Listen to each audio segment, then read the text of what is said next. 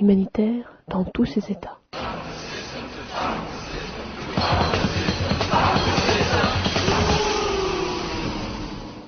Pierre, quelles sont les priorités institutionnelles pour le CICR en 2009 ?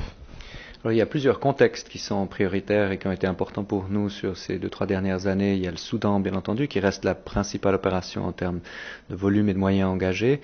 Il y a ensuite l'Irak, contexte pour lequel il y a eu des progrès significatifs pour l'action du CICR, beaucoup plus de mise en œuvre directe de programmes dans le domaine médical, la poursuite de visites aux détenus.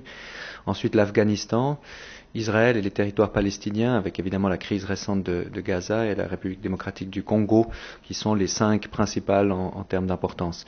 Maintenant, on a eu depuis le début 2009 toute une série de crises très significatives qui sont venues s'ajouter, ou dont l'intensité a été renforcée, particulièrement dramatique pour Gaza, on l'a vu, et puis pour le Sri Lanka, les deux contextes illustrent de manière très brutale en fait l'impact de certains des conflits actuels sur les populations civiles, la protection de ces civils, l'importance du respect du droit international humanitaire dans ces réalités. Donc ça a été au niveau opérationnel, certainement il restera les points forts de l'action CICR, en plus de contextes comme la Somalie et la Colombie par exemple.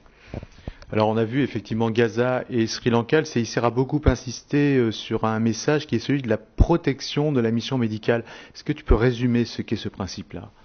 Oui, alors c'est l'importance contenue dans les conventions de Genève, dans le droit international humanitaire, de respecter la mission médicale, c'est-à-dire quand les ambulances se déplacent, les hôpitaux eux-mêmes comme infrastructure doivent absolument rester protégés pour que les blessés, puissent être acheminés, puis ensuite être soignés dans des conditions décentes et de bonne sécurité.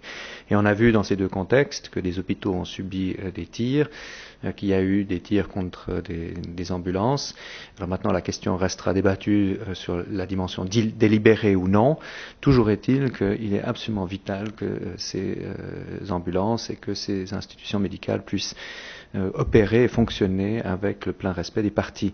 Et il ne suffit pas de présumer de la présence d'acteurs tiers dans ces hôpitaux. On peut toujours intercepter une ambulance et vérifier s'il contient d'autres choses que des blessés. On ne peut pas tout simplement préjuger du fait que des ambulances ne transportent pas seulement des blessés, mais éventuellement des combattants. Il est absolument clair qu'on a la possibilité, encore une fois, d'arrêter et de vérifier. On ne peut pas tout simplement tirer sans sommation. Ça, c'est vraiment un élément fondamental, sans quoi toute la capacité de traiter des urgences dans des contextes de conflit est remise en question.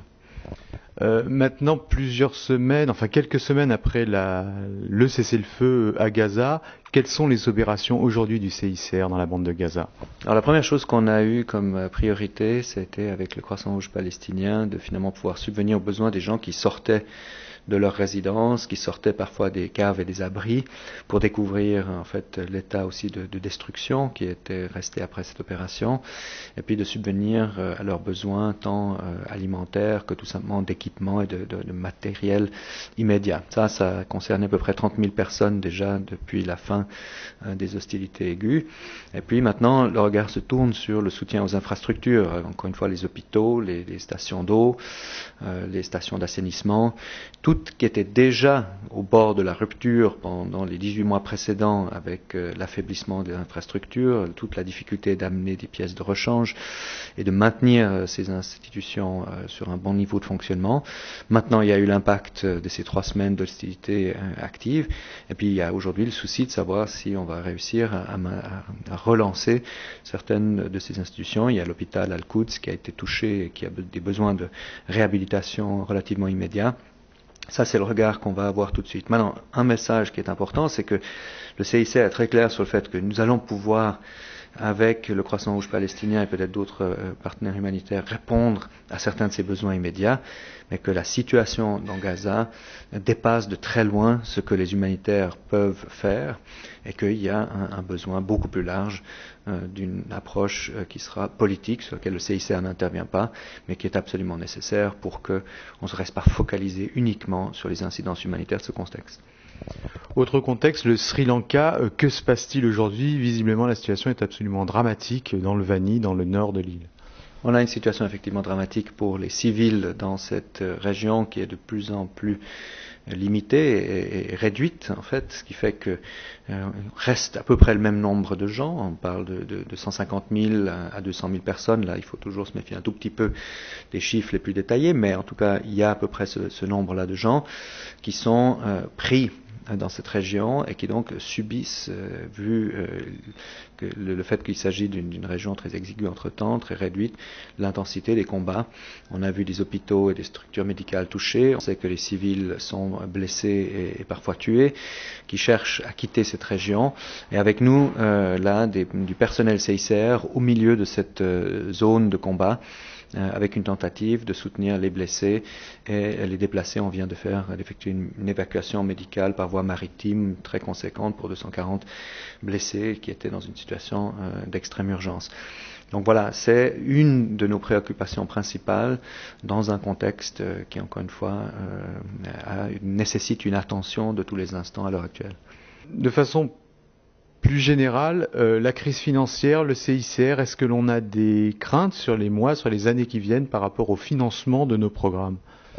Alors il y a une première chose qu'on constate par rapport à la crise financière ou la crise économique, c'est un peu à l'image de ce qu'on a connu en 2008 sur le plan de la crise alimentaire, de la hausse des prix des biens et des denrées de première nécessité sur le plan alimentaire, c'est que le premier impact que cette crise a, c'est sur les populations qui sont déjà affectées par des situations de conflit, respectivement, qui vivent dans des situations, dans des pays déjà volatiles ou difficiles sur le plan sécuritaire. Donc le CICR s'attend avant tout à voir des effets additionnels à ceux que nous avons anticipés dans nos budgets venir en cours d'année de par l'impact de cette crise économique.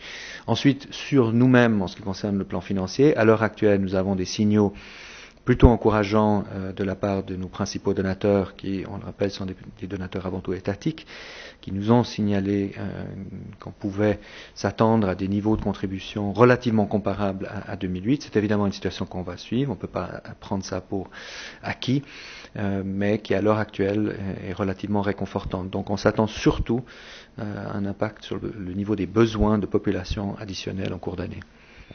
En aucun cas, on imagine, en tout cas pour le moment, que des programmes puissent être arrêtés en raison d'absence de financement. Non, il n'y a d'abord pas de signaux de ce point de vue-là venant des donateurs dans le sens de réduction de contributions au CICR pour 2009.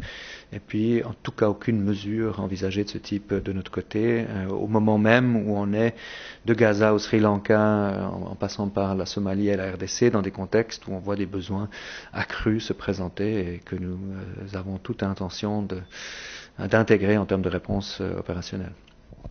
Merci Pierre.